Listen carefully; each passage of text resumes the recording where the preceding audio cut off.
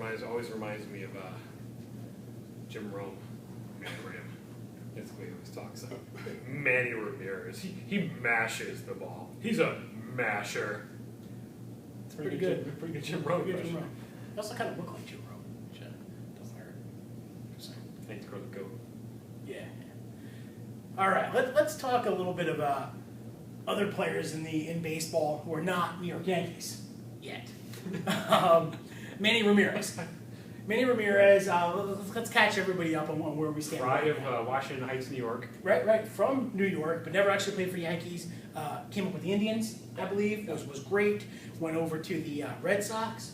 Got put on waivers. Great. We should have picked him up. We should have picked him up. No, we didn't pick him up. They ended up winning the World Series that year. Mm-hmm. Yeah, great. Then ends up going over to the Dodgers. Plays the second half of the century. Ted Williams. Right, bats like 400 with 30 home runs over like 60 games, just amazing numbers. Ends up 2 seasons later with the White Sox, if I'm not mistaken, and then last year ends up with the Tampa Bay Rays. You know, when Manny kind of had a couple issues with the performance enhancers, so to speak, along his way. He's was officially caught. Vitamin water? No, it's stuff a little bit stronger than vitamin water.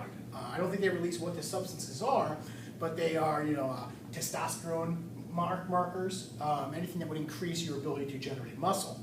But either way, when he was with the Dodgers, caught dead on with drugs, with his test, 50-game suspension, 50 games. Didn't fight it, basically admitted it.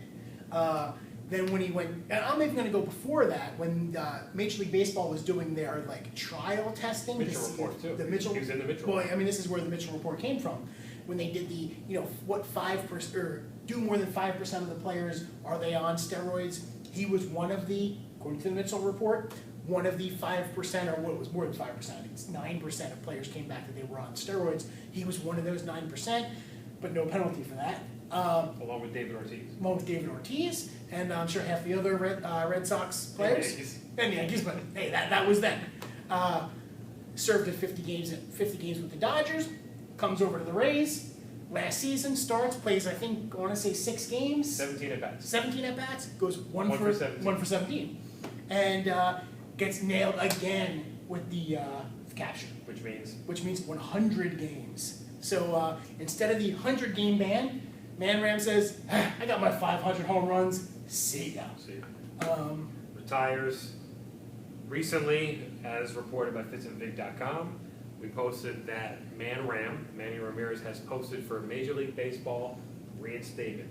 One of the unique facts is that Major League Baseball's already agreed through some pre-negotiations that if Manny Ramirez does come back, he will have served during his retirement 50 of those 100-game suspensions. So he would come back and be able to play in 112 games in 2012. Which, if you ask me, is ridiculous. That's just unfair to the players who actually do serve the suspensions, to the players who are playing clean. If Man Ram wanted to sit around and say, okay, I'll serve my 100 games, let that run out. If he had this big plan in mind, let that 100 games run out and then retire when it's done, and game 106 for the Rays, so be it. And then when he can come back and he's ready to go.